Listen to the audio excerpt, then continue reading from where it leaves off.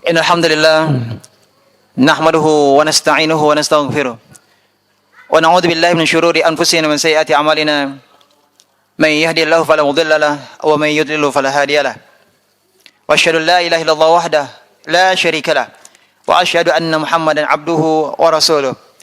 Allahumma shalli wa sallim ala nabiyyina Muhammad wa ala alihi wa ashabihi wa man tabi'ahum bi ihsanin ila yaumiddin. Amma ba'd. Ikhwati billah azanallahu wa yakum, Bapak-bapak, ibu-ibu dan para pemirsa Najah TV dimanapun Anda berada. Hafizakumullah. Kesempatan berbahagia ini karunia Allah Subhanahu wa taala kembali kita rasakan dengan diberikan kemudahan taufik untuk dapat duduk bersama dalam majlis yang mulia ini. Guna melanjutkan pembahasan kita dari Kitab Tauhid. Bab selanjutnya pembahasan kita adalah bab yang keberapa? Bab yang ke-20. Bab yang ke-20. Ma jaa fi taghlidhi fi man 'abada Allah 'inda qabri rajulin salihin fa kaifa idza 'abada. Yani bab yang ke-20 ini tentang sikap keras Rasulullah SAW terhadap orang yang beribadah kepada Allah. Beribadah kepada Allah di sisi kuburan orang soleh. Beribadahnya kepada Allah, tujuan ibadahnya kepada Allah, akan tetapi ibadahnya di mana? Di sisi kuburan orang soleh. Ini tentang sikap keras Rasulullah SAW terhadap orang yang beribadah kepada Allah, tetapi ibadahnya dilakukan di kuburan. Fa kaifa idza abadah? Maka bagaimana lagi jika orang soleh itu disembah? Jika beribadah saja kepada Allah, tujuannya adalah ibadah kepada Allah, akan tetapi tempatnya di mana? Di kuburan. Di kuburan orang soleh. Ini ditentang keras oleh Rasulullah SAW. Apalagi kata penulis, idza abadah. Maka bagaimana pula jika orang soleh itu malah disembah. Beribadah saja di sisi kuburan orang soleh. Meskipun niatnya, tujuannya, ibadah tersebut ditujukan kepada Allah, ini ditentang keras oleh Rasulullah SAW. Apalagi jelas-jelas itu merupakan tujuannya adalah menyekutukan Allah dengan mengibadahi orang yang telah meninggal dunia. Ikhwati fillah rahimakumullah, apapun wasilah, sarana yang bisa mengantarkan kepada kesyirikan telah dilarang oleh Nabi SAW. Segala sarana atau wasilah yang dapat menjerumuskan seseorang kepada kesyirikan telah dilarang oleh Nabi sallallahu alaihi wasallam. Jangankan kesyirikan, dosa di bawah kesyirikan seperti zina. Zina adalah haram. Maka segala sarana, wasilah yang dapat mengantarkan dan mendekatkan kepada zina, maka wasilah tersebut pun juga haram. Sarananya juga haram. Contoh, berdua-duaan dengan wanita yang bukan mahram. Mengumbar pandangan wanita yang keluar rumah dengan bertabaruj. Memakai minyak wangi sehingga kemudian tercium oleh laki-laki yang bukan mahramnya, laki-laki asingnya. Ini semuanya sarana-sarana yang bisa mengantarkan seseorang kepada terjerumus ke dalam perzinahan. Sarana-sarana ini semuanya diharamkan. Kenapa? Karena zina adalah haram. Maka sarana-sarana yang bisa mengantarkan kepada zina pun juga diharamkan. Ini dosa-dosa di bawah kesyirikan. Terlebih lagi jika perbuatan tersebut adalah wasilah atau sarana yang dapat mengantarkan kepada kesyirikan. Ini jelas merupakan kezaliman yang terbesar. Maka lebih besar lagi keharaman wasilah atau sarana tersebut. Kaidahnya adalah al-wasailu laha ahkamul maqasid. Hukum sarana mengikuti hukum tujuannya. Tujuannya apa? Kesyirikan. Hukumnya adalah haram. Maka wasilah atau sarananya pun juga diharamkan. Dan ikhwati fillah rahimakumullah, di antara wasilah, sarana yang paling kuat yang dapat menjerumuskan seseorang ke dalam kesyirikan, apa itu? Mengagungkan kuburan orang soleh, mengagungkan penghuni kubur, ya, yang bisa jadi itu adalah orang soleh atau orang yang dianggap soleh. Nah, pada bab yang sebelumnya yang telah kita pelajari, kita ketahui bahwa sebab terjerumusnya seseorang ke dalam kesyirikan adalah al-ghulu, berlebih-lebihan kepada orang soleh. Yahudi ghulu terhadap siapa? Terhadap Uzair. Nasrani ghulu terhadap Nabi Isa alaihissalam. Demikian juga orang-orang musyrikin Arab ghulu terhadap Lata dan seterusnya. Nah, oleh karenanya pada bab yang kita pelajari ini, penulis mencantumkan judulnya adalah at-taghlidh. Maksudnya di sini adalah sikap keras. Sikap keras siapa? Sikap keras Nabi SAW. Nabi sangat keras dalam masalah ini disebabkan ini adalah wasilah, yaitu beribadah kepada Allah di sisi kuburan orang soleh. Ini adalah wasilah atau sarana yang sangat memungkinkan, sangat kuat bisa menjerumuskan kepada kesyirikan. 6. Ini beribadah kepada Allah. Beribadah kepada Allah di sisi kuburan orang soleh. Sangat keras Nabi menyikapinya. Maka bagaimana lagi jika penghuni kubur itu justru yang disembah atau ditujukan ibadah kepadanya. 6. Kita masuk pada dalil yang pertama. Dalil yang pertama dibawakan oleh penulis Syekh Muhammad bin Abdul Wahhab rahimallahu taala. Diriwayatkan dalam Sahih Al-Bukhari dan Muslim dari Aisyah radhiyallahu anha bahwa Ummu Salamah radhiyallahu anha bercerita kepada Rasulullah sallallahu alaihi wasallam tentang gereja yang dilihatnya di mana? Di negeri Habasyah, di Ethiopia. Apa yang terdapat di dalam gereja tersebut? Di dalamnya terdapat gambar-gambar. Ya. Maka kemudian Rasulullah SAW bersabda, "Ulaika idza mata fihim ar-rajul salih aw al-'abd salih." Mereka itu adalah orang-orang yang apabila ada orang yang soleh atau hamba soleh yang meninggal, banau ala qabrihi masjidah. Mereka bangun di atas kuburannya. Apa yang bangun? Suatu tempat ibadah. Mereka bangun di atas kuburannya suatu tempat ibadah. Wasawwaru fihi tilka suwar. Dan mereka membuat di dalamnya gambar-gambar. Kemudian apa kata Nabi SAW?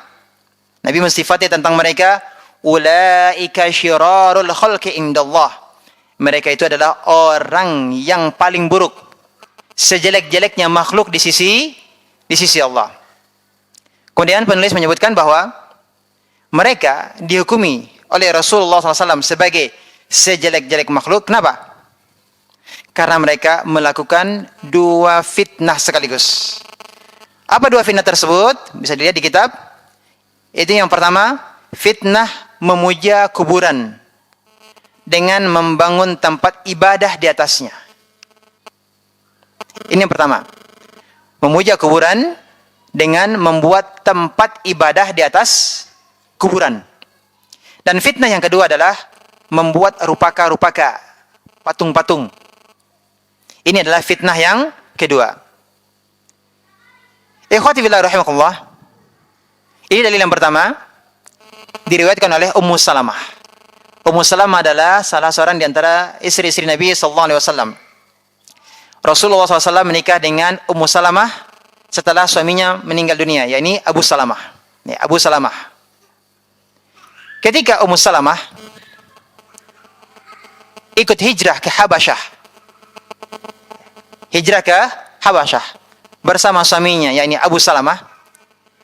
Di sana di Habasyah, Ummu Salamah melihat banyak gereja. Banyak gereja di Habasyah.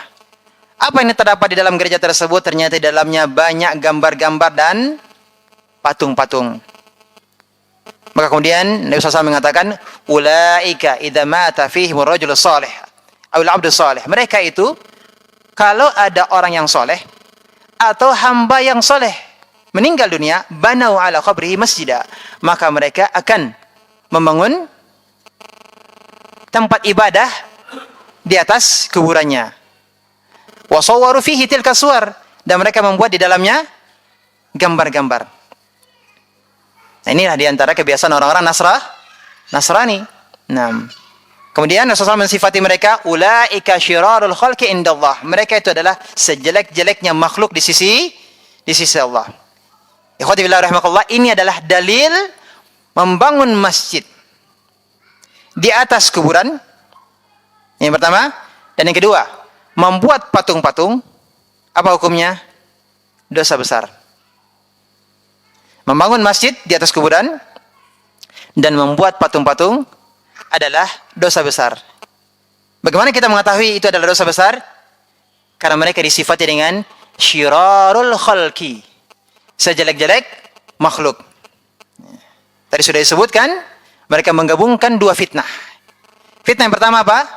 Memuja kuburan, mengagungkan kuburan dengan membangunkan tempat ibadah di atas kuburan tersebut. Dan yang kedua adalah membuat gambar dan patung.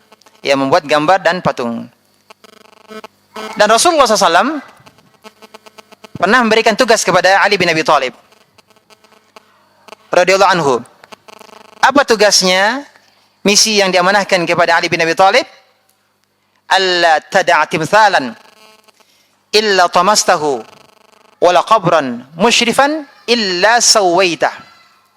Jika engkau alla tad'a timthalan, jangan engkau tinggalkan patung sampai engkau hancurkan. Kalau engkau dapati patung, maka jangan biarkan. Apa yang dilakukan?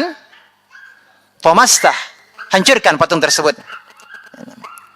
Kemudian kalau engkau mendapati kuburan yang ditinggikan, apa perintah Nabi kepada Ali bin Abi Thalib? Illa sawaitah, melainkan engkau meratakannya. Ini larangan untuk meninggikan kuburan. 6. Bagaimana di zaman kita sekarang? Di zaman kita sekarang, kita dapati sebagian kaum muslimin lebih bersemangat untuk pergi beribadah di sisi kuburan daripada beribadah di masjid. Bahkan ada yang merasa lebih khusyuk berada di sisi kuburan untuk beribadah di sana. Merasa doanya lebih mustajab. Sepertinya kuburan lebih berbarokah dibandingkan dengan masjid. Ya, merasakan lebih nikmat beribadah di sisi kuburan dibandingkan beribadah ketika di masjid. Ini berarti lebih mengagungkan kuburan dibandingkan masjid. Nah, kebanyakan mereka berharap keberkahan beribadah di sisi kuburan orang soleh. Jadi dari dalil yang pertama ini yang sedang kita pelajari, kita perhatikan di sini tidak disebutkan bahwa mereka membangun tempat ibadah supaya bisa menyembah orang soleh tersebut, tidak. Bukan dalam rangka menyembah penghuni kubur tersebut, tidak. Akan tetapi agar bisa beribadah kepada siapa? Kepada Allah, tetapi beribadahnya di kuburan orang soleh tersebut. Jadi tujuan ibadahnya adalah ibadah kepada Allah. Akan tetapi tempatnya di mana? Di kuburan. Tetapi lihatlah, Nabi katakan, ulaika syirarul khalqi indallah. Mereka adalah sejelek-jeleknya makhluk di sisi Allah. Ini menunjukkan ini adalah dosa besar, wajib untuk ditinggalkan. Maka larangan keras terhadap orang yang membangun tempat ibadah di atas kuburan orang soleh. Kenapa? Kenapa Nabi SAW melarang keras? Karena dia khawatirkan akan menyembah orang yang dikubur. Awalnya adalah beribadah hanya kepada Allah, tapi kemudian bisa jadi akan beralih kepada menyembah orang yang dikubur. Dan kesyirikan terhadap kuburan itu lebih banyak terjadi daripada kesyirikan terhadap batu dan pohon. Iya atau tidak? Nah, dalil yang kedua.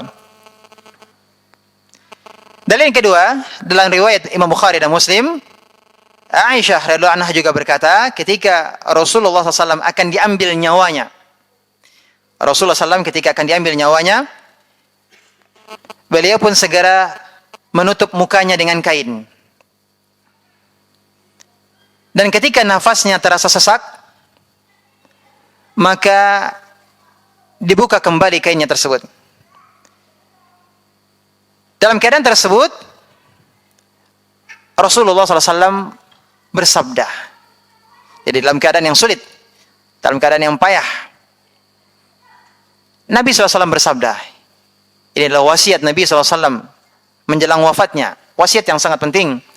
Apa wasiat Nabi SAW? Beliau bersabda, la'natullahi 'alal yahudi wan nasara ittakhadhu qubur anbiya'ihim masajid. Laknat Allah ditimpakan kepada siapa? Kepada orang-orang Yahudi dan Nasrani.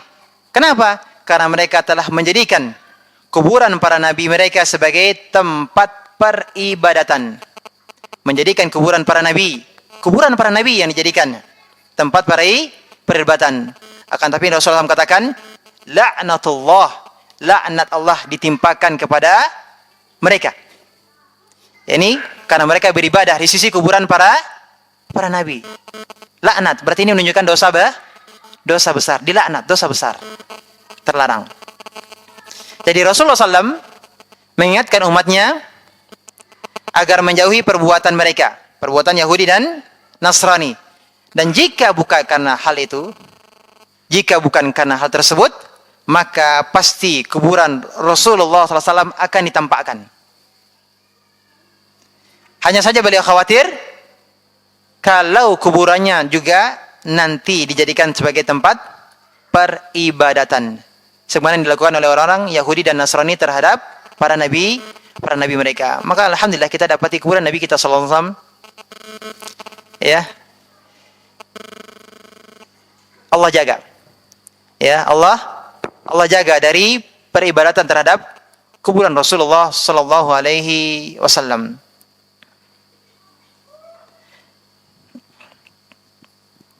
Dan khatibillah rahimakumullah, di mana kuburan Nabi SAW? Ada menjawab di Masjid Nabawi? Apakah kuburan Nabi SAW di Masjid Nabawi? Di mana Nabi SAW dikuburkan? Bukan di Masjid Nabawi. Di kamar Aisyah radhiyallahu anha. Di kamar Aisyah radhiyallahu anha, bukan di Masjid Nabawi. Hingga sekarang masih tetap? Ya, apa sebabnya Nabi SAW dikuburkan di sana? Kenapa kuburan Nabi SAW tidak dipindahkan keluar dari Masjid Nabawi? Apa sebabnya?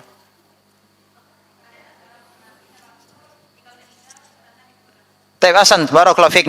Karena Nabi dikuburkan di mana meninggalnya. Kuburan Nabi tidak bisa dipindahkan.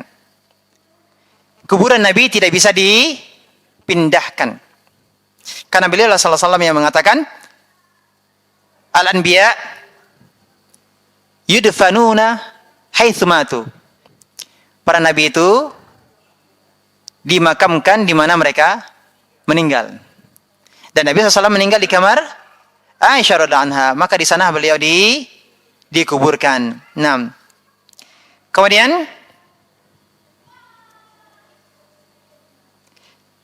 kenapa Nabi kuburan Nabi SAW tidak ditampakkan? Tadi sudah disebutkan dalam pembahasan kali ini.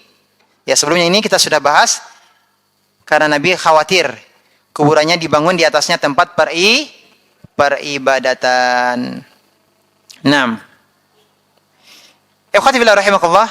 Kemudian mungkin ada yang bertanya, bukankah kuburan Nabi itu berada di masjid Nabawi?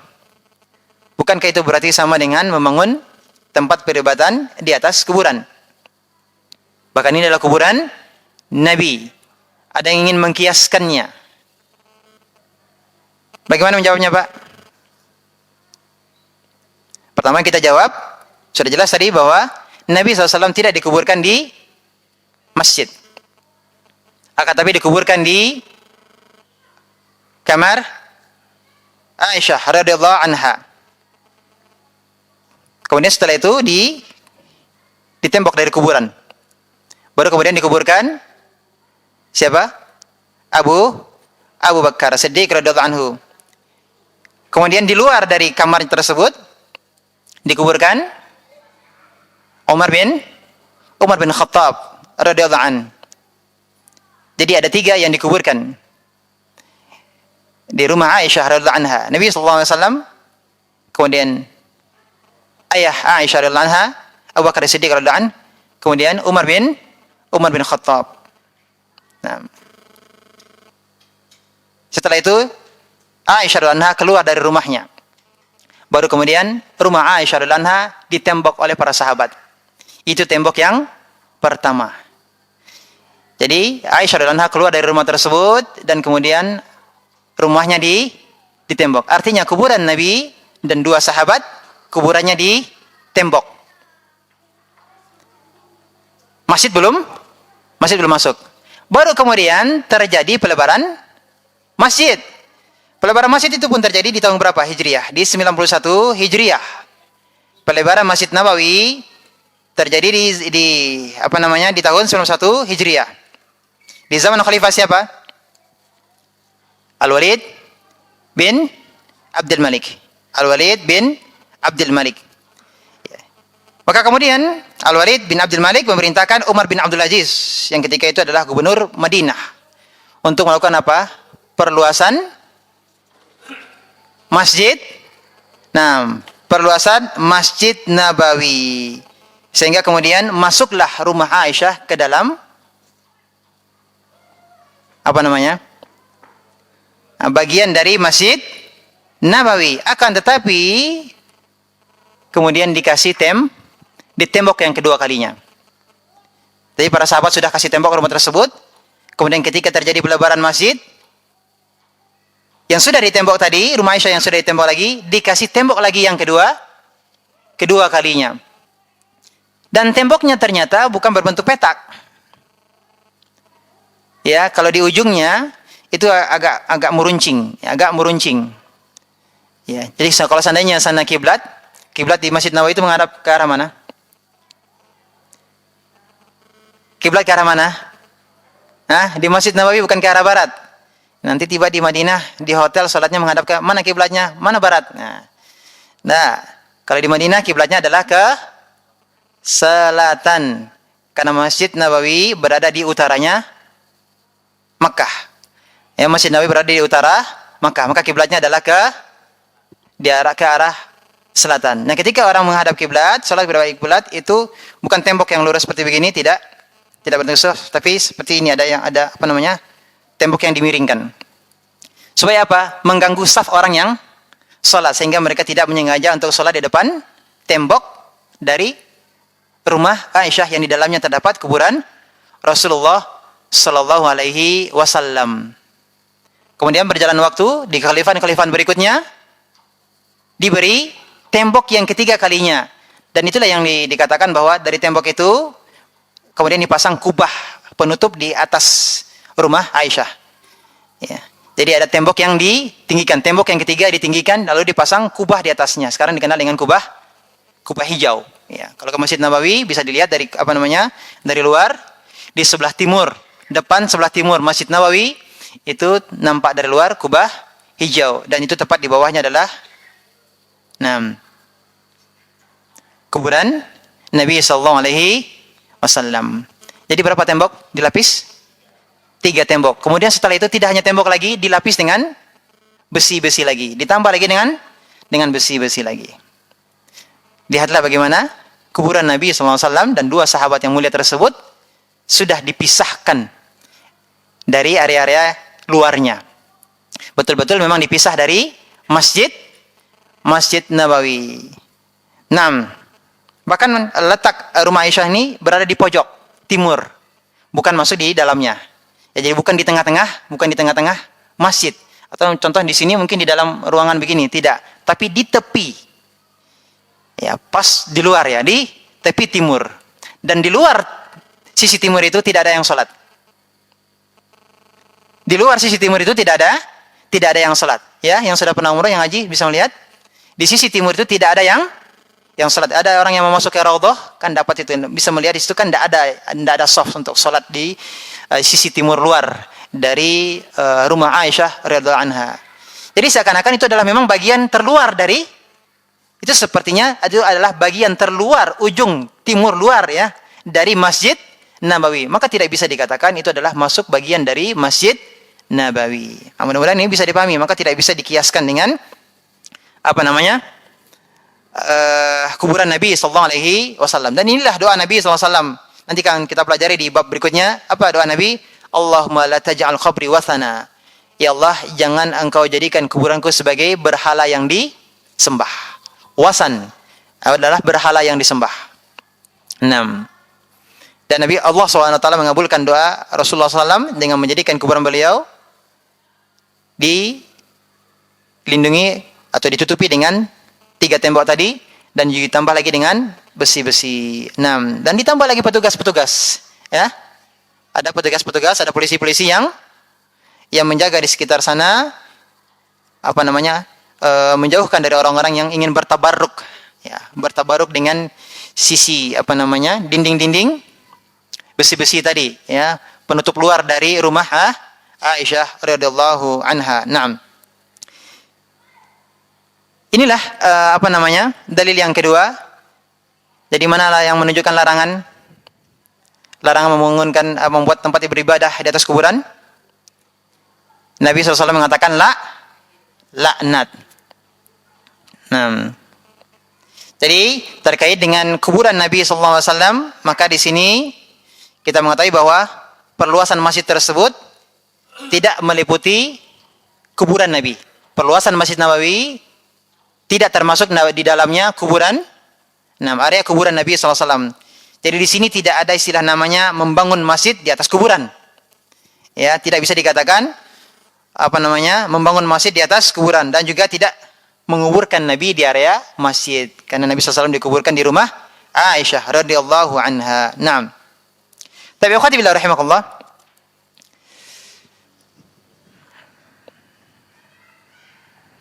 kemudian berkaitan dengan kuburan Nabi SAW, tadi sudah disebutkan bahwa kuburan Nabi itu tidak bisa dipindahkan.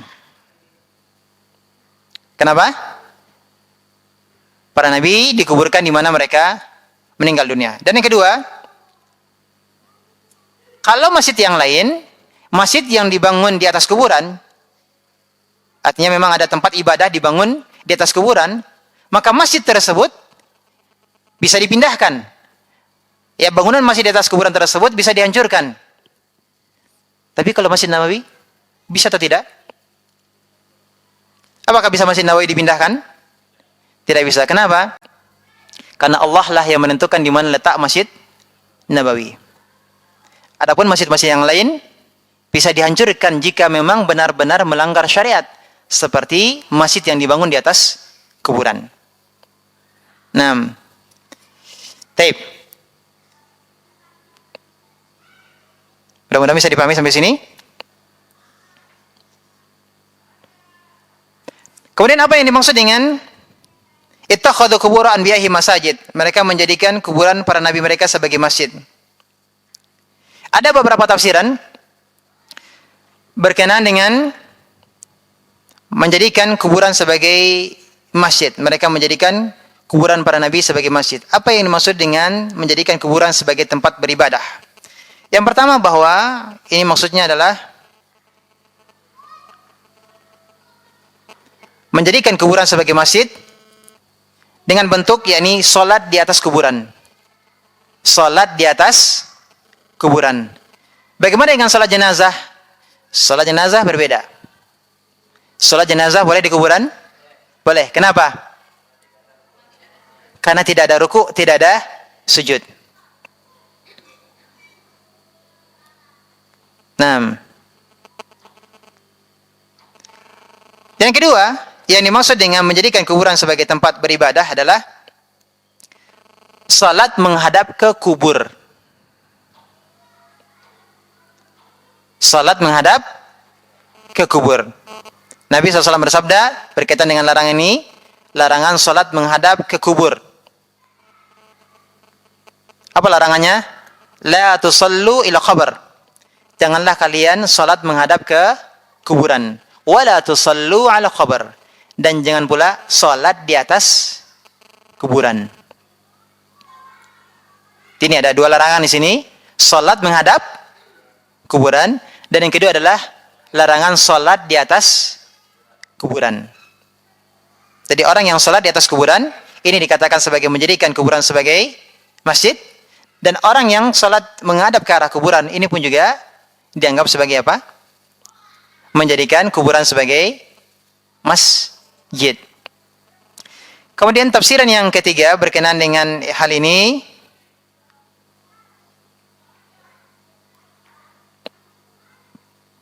menjadikan kuburan sebagai masjid,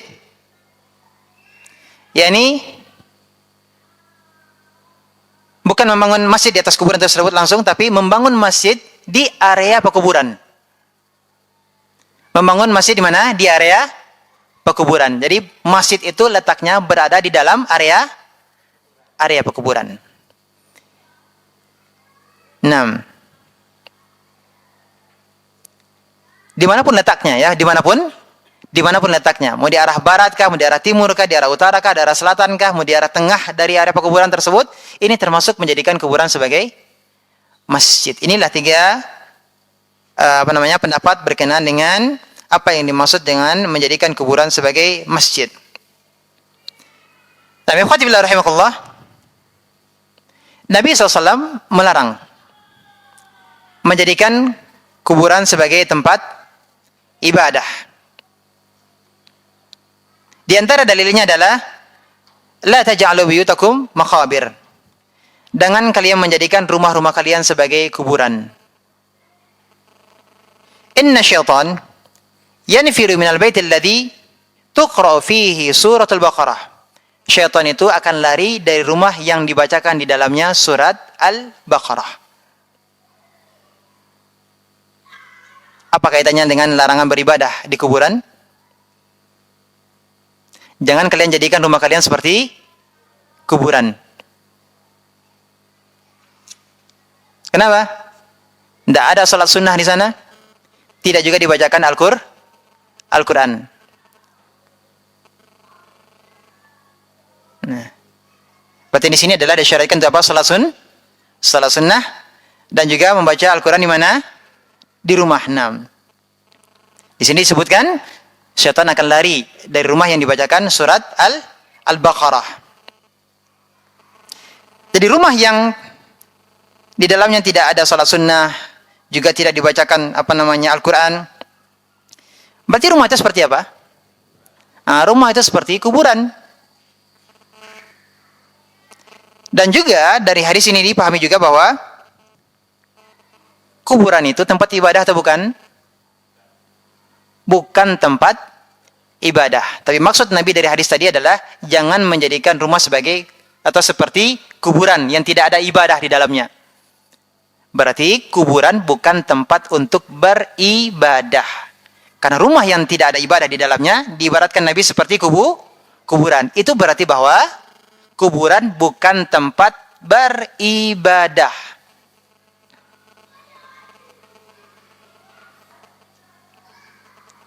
Pertama, kuburan bukan tempat beribadah, apalagi menjadikan kuburan dibangun di atasnya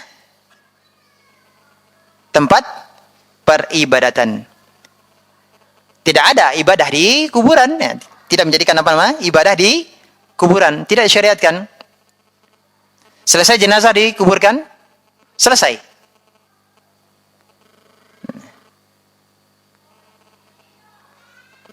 Taib. 6. Jadi sini adalah dilarang ya dibangun tempat peribadatan. Apakah yang dibangun itu masjid ataukah tidak berbentuk masjid? Apakah bangunan yang dibangun di atas kuburan itu berbentuk masjid atau bukan berbentuk masjid? Maka ini semuanya dilarang. Yang penting tempat itu dijadikan sebagai tempat beribadah. 6. Sudah masuk waktu salat? Fadhal, adzan. Tapi khatibillah rahimakumullah, yang menjadi permasalahan di tengah masyarakat kita adalah Dan ini sering ditanyakan, bagaimana sholat di masjid yang ada kuburannya?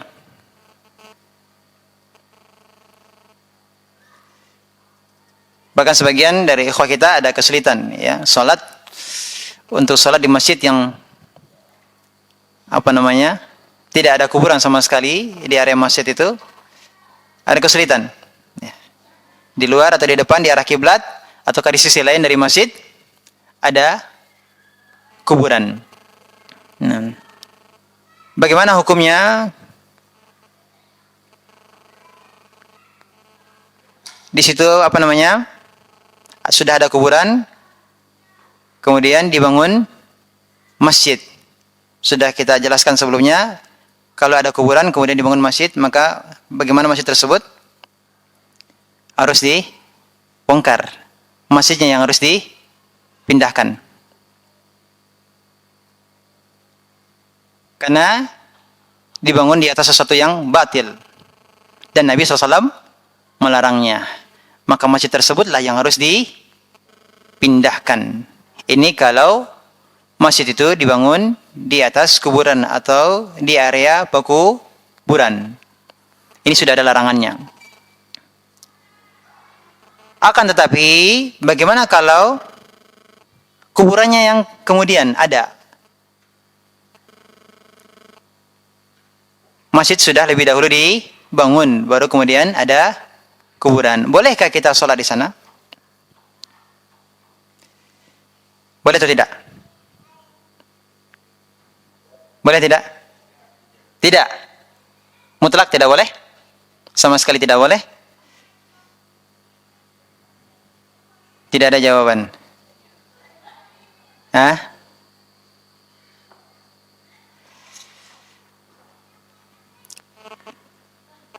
Pertama, di mana letak kuburannya? Di mana letak kuburannya? Kalau kuburannya itu berada di samping dari masjid. Kalau kuburannya berada di belakang masjid, masih bolehkah kita sholat di sana?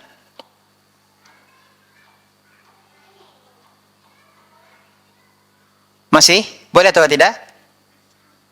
Masih boleh sholat di sana. Jangan masjidnya yang ditinggalkan. Jangan masjidnya yang ditinggalkan. Jangan masjidnya kalah oleh kuburan. Ya.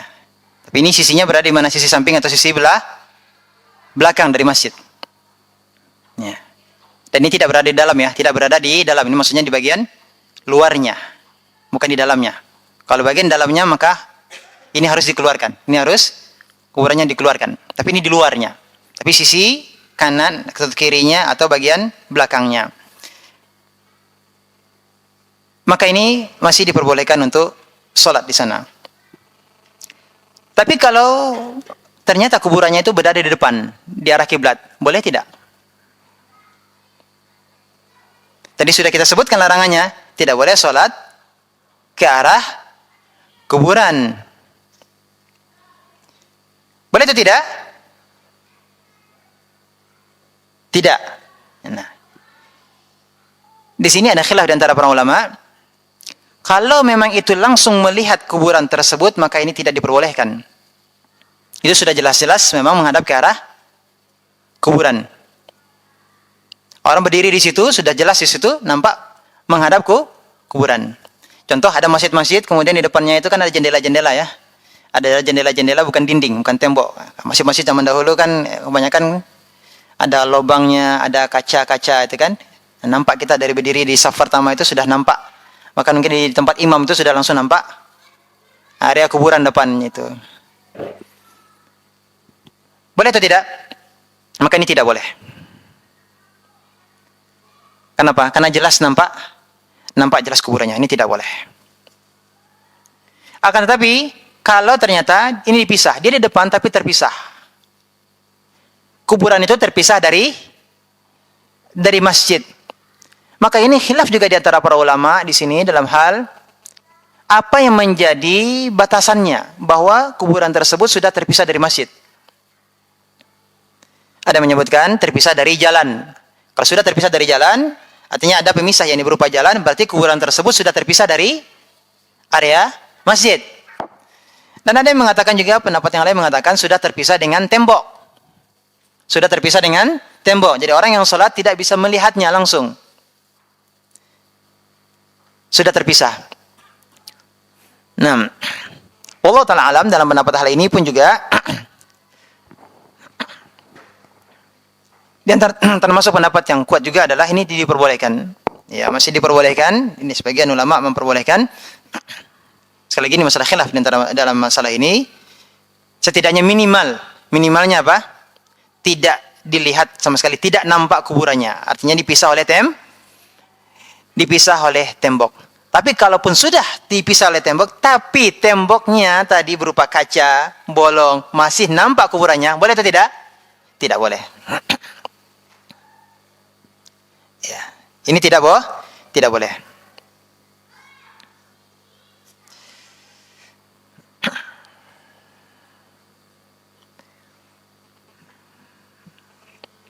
Ya, jadi ada pendapat mengatakan tembok tadi bukan berarti mutlak juga temboknya.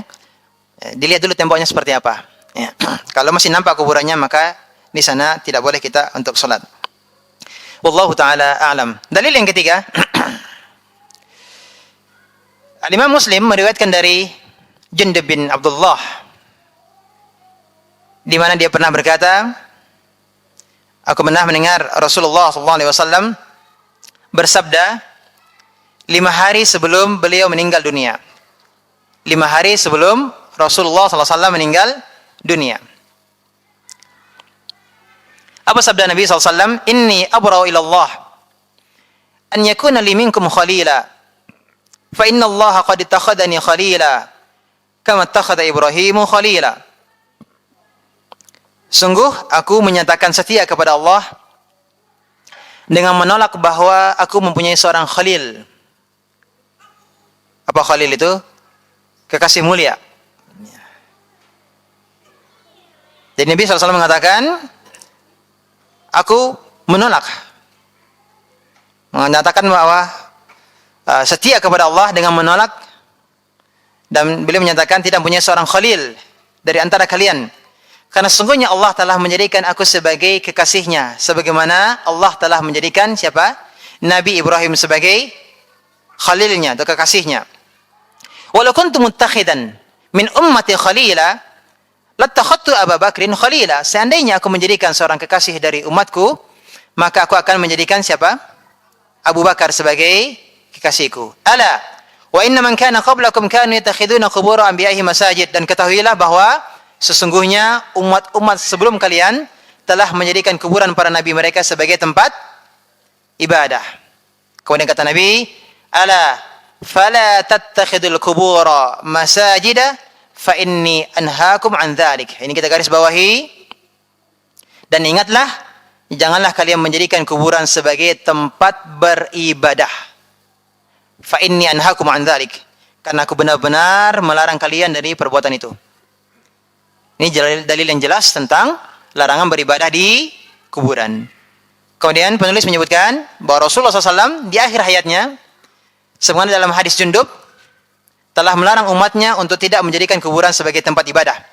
Kemudian ketika dalam keadaan hendak diambil nyawanya, sebagaimana hadis dalam Aisyah yang kita sebutkan tadi, beliau melaknat orang yang melakukan perbuatan itu. Dan kata penulis, dan salat di sekitar kubur termasuk pula salat di sekitar kubur termasuk pula apa? Dalam pengertian menjadikan kuburan sebagai tempat ibadah, walaupun tidak dibangun masjid di atasnya. Dan inilah kata penulis maksud dari kata-kata Aisyah radhiyallahu anha, dia khawatirkan akan dijadikan sebagai tempat ibadah. Dan demikian juga para sahabat, kata penulis, belum pernah membangun masjid, ini tempat ibadah di sekitar kuburan Nabi SAW. Karena setiap tempat yang digunakan untuk sholat, berarti telah dijadikan sebagai masjid. Ini kata penulis, setiap tempat yang digunakan untuk salat berarti telah dijadikan sebagai apa? Masjid. Bahkan setiap tempat yang dipergunakan untuk salat disebut masjid. Setiap tempat yang dipergunakan untuk salat disebut apa? Masjid. Sebagaimana yang telah disabdakan oleh Rasulullah sallallahu alaihi wasallam, "Ju'ilat liyal ard masjida wa tahura." Telah dijadikan bumi untukku sebagai apa? Sebagai masjid dan alat untuk bersuci. Jadi artinya kita bisa salat di mana saja. Umat Rasulullah SAW bisa salat di mana? Bisa salat di mana saja. Kecuali di mana? Di kuburan.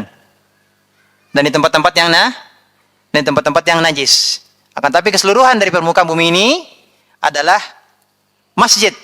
Artinya boleh digunakan sebagai tempat salat.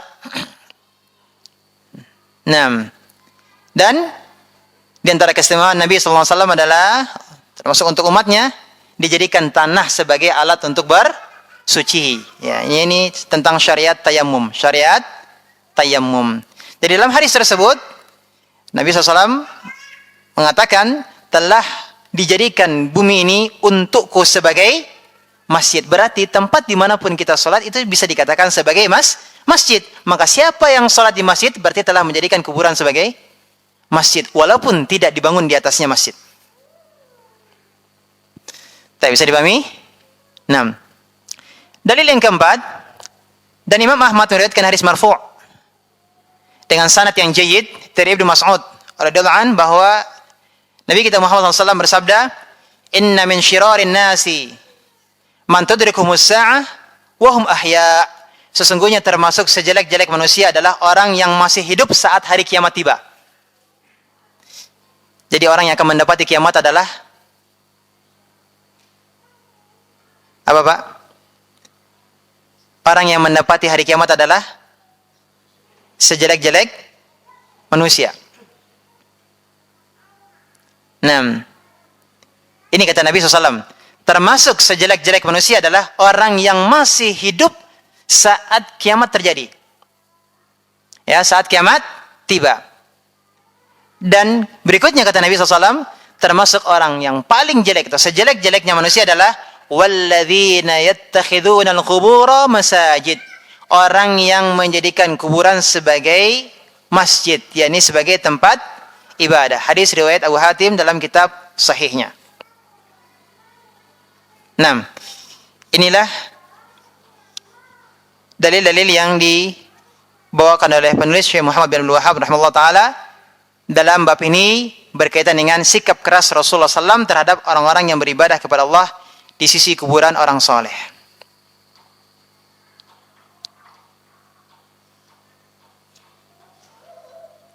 Berarti kesimpulannya adalah, bolehkah kita beribadah di kuburan? Tidak, tidak boleh. Lalu mengapa masih banyak dari kaum muslimin yang beribadah di kuburan? Apa sebabnya? Apa Pak sebabnya?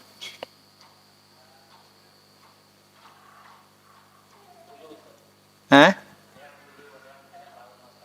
Ada yang ghulu, berlebih-lebihan, pengagungan terhadap orang soleh. Barakallahu fiik. Dan yang kedua, bisa jadi ikut-ikutan. Ya, ikut-ikutan, tidak tahu. 6. Tabi'in rahimakumullah. Kita dapati orang-orang yang beribadah di kuburan. Termasuk diantaranya apa yang mereka lakukan selain baca Al-Quran, salat, ada yang berdoa. Berdoa kepada Allah tapi di kuburan. Ini semua termasuk ibadah-ibadah yang dilarang, walaupun itu kepada Allah. Ini masuk kategori bid'ah atau tidak? Tidak disyariatkan beribadah di kuburan. Nah, sepakat? Nah, kalau kemudian beralih, ternyata ibadah tersebut ditujukan kepada Allah SWT, maka ini jatuh ibadah yang tadi harusnya ditujukan kepada Allah, kemudian berubah ditujukan kepada penghuni kubur, ini menjadi apa? Syirik akbar. Syirik akbar.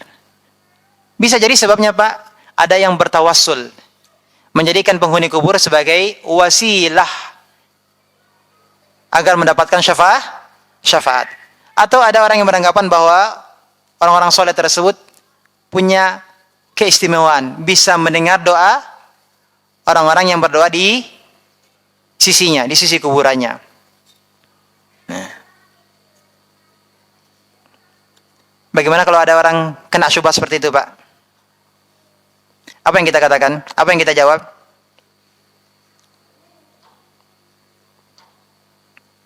Ada orang yang berdoa di sisi kuburan. Harusnya doa itu ditujukan kepada Allah. Tetapi ketika ditujukan kepada penghuni kubur, meminta kepada penghuni kubur, itu jelas kesyirikannya. Akan tapi syubhatnya adalah, ada orang tadi, kalau berdoa kepada Allah, saya ini banyak dosanya. Saya ini banyak dosanya. Kalau berdoa langsung kepada Allah, mungkin tidak dikabulkan. Tetapi bisa jadi dengan perantara penghuni kubur tersebut, orang soleh ini akan disampaikan kepada Allah dan dia akan mendapatkan syafaatnya. Bagaimana kita menjawabnya, Pak?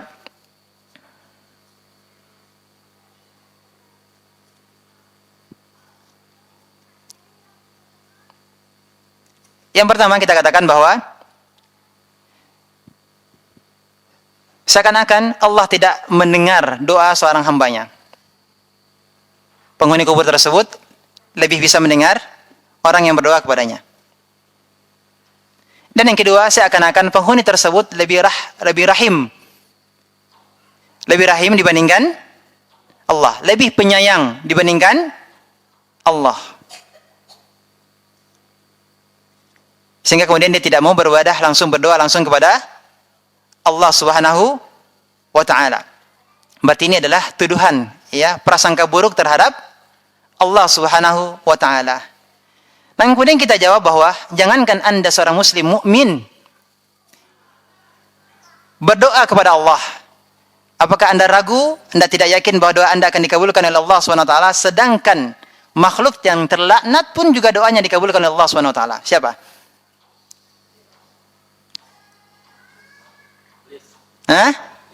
Iblis berdoa kepada Allah? Berdoa dikabulkan oleh Allah? Apa doanya?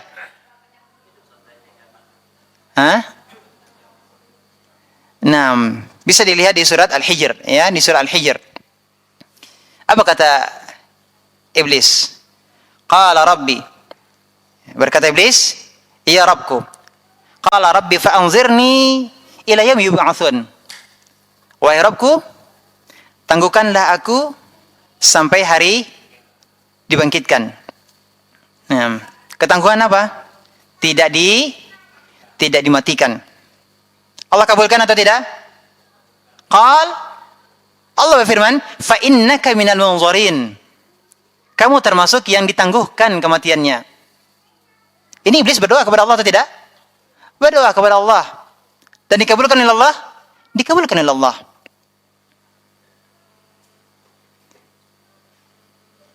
Lalu seorang mukmin kemudian berprasangka buruk kepada Allah bahwa Allah tidak akan mengabulkan doanya disebabkan dia berdosa. Sedangkan pangkal dari segala dosa adalah iblis, Allah kabulkan doanya. Kemudian yang kedua adalah, bukankah Allah juga telah mengabarkan bahwa orang yang dalam keadaan kesulitan, orang yang terdesak, contoh orang yang terzolimi, kenapa orang yang terzolimi walaupun dia orang kafir?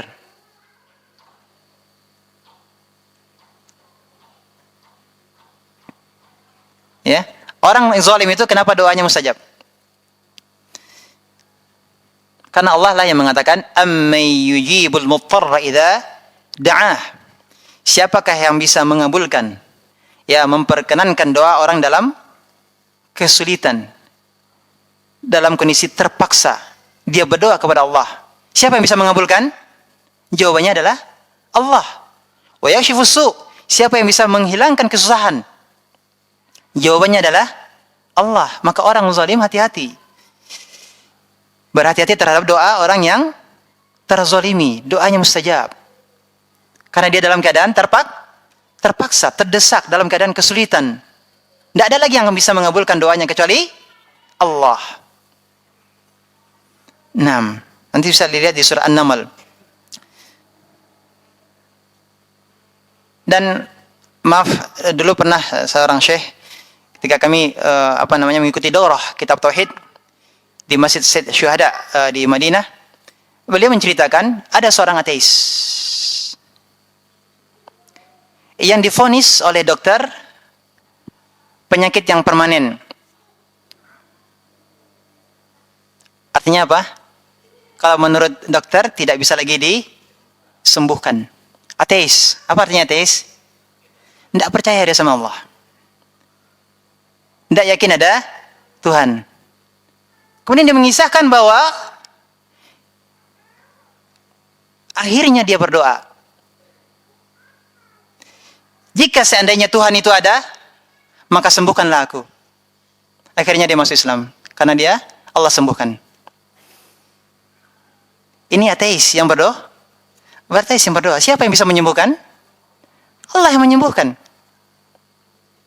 Makanya ini semuanya adalah merupakan penjelasan-penjelasan, keterangan-keterangan bahwa hendaknya kita langsung berdoa kepada Allah. Kita memiliki Allah. Allah lah yang menciptakan kita. Allah lah yang maha mendengar.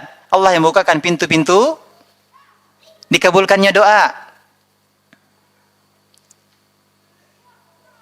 Tergantung lagi keyakinan kita terhadap apakah doa kita dikabulkan atau tidak. Ana inda dhanni 'abdi bi. Aku tergantung prasangka hambaku kata Allah dalam hadis qudsi. Aku tergantung prasangka hambaku. Artinya apa? Kalau kita berprasangka bahwa Allah akan mengabulkan doa kita, akan dikabulkan atau tidak? Kalau kita mungkin sehat, anak mungkin bisa. Kita sendiri tidak yakin, apakah kemudian Allah akan kabulkan?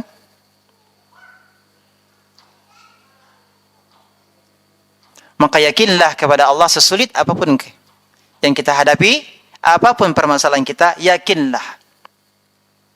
Mintalah kepada Allah. Doa itu adalah ibadah. Dikabulkan ataukah belum dikabulkan? Teruslah berdoa kepada Allah. Gantungkan hati kita, gantungkan harapan kita hanya kepada Allah. Apapun kondisi kita. Dan yakin, suatu saat Allah akan kabulkan doa kita. Yang penting adalah kita bertakwa kepada Allah. Wa idza salaka ibadi anni fa inni qarib. Allah yang langsung mengatakan. Ya ini, ayat ini terletak di antara ayat-ayat Ramadan. Makanya Ramadan nanti banyak kita berdoa kepada Allah. Ayat ini terletak di antara doa-doa yang berkenaan dengan ayat-ayat Ramadan. Wa idza salaka ibadi anni, jika hambaku bertanya kepadamu tentangku, fa inni qarib, aku dekat kata Allah. Ujibu da'wata da'i idza da'an. Aku akan mengabulkan doa orang yang memohon atau berdoa kepadaku. Akan tapi syaratnya apa? Falyastajibu li. Hendaklah dia tunaikan. Tunaikan apa? Perintah-perintah Allah. Wal yu'minu bi. Beriman kepadaku. Syaratnya adalah bertakwa dan kita yakin kepada Allah tabaraka wa taala. Akan tapi sekali lagi bahwa bagaimanapun kondisinya, termasuk iblis tadi yang berdoa, ya, orang yang terpaksa terdesak tadi berdoa, bahkan orang yang terzalimi, orang kafir sekalipun juga, kalau dia berdoa, bisa Allah kabulkan ya atau tidak? Orang musyrik sekalipun juga Allah sebutkan bagaimana mereka berlayar di tengah gelombang laut, kemudian mereka berdoa kepada Allah, Allah selamatkan mereka sampai ke daratan. Hanya saja kemudian kembali di daratan mereka melakukan kesyirikan. Tapi Allah tahu atau tidak mereka akan kembali melakukan kesyirikan? Allah tahu. Tapi Allah kabulkan atau tidak? Allah kabulkan. Nah, demikian pembahasan kita.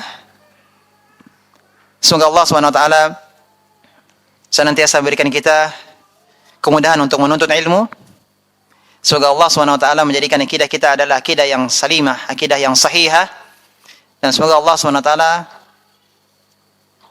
mengampuni segala dosa-dosa kita, dosa kedua orang tua kita, menyembuhkan siapa saja yang sakit di antara kita, memudahkan segala urusan siapa saja yang mengalami kesulitan hidup, dan semoga Allah jadikan usia kita adalah usia yang berbarokah, dan Allah jadikan akhir dari kehidupan kita dunia ini adalah kehidupan dalam ketaatan kepadanya, di atas tauhid, dijadikan kita husnul khatimah. Allahumma amin.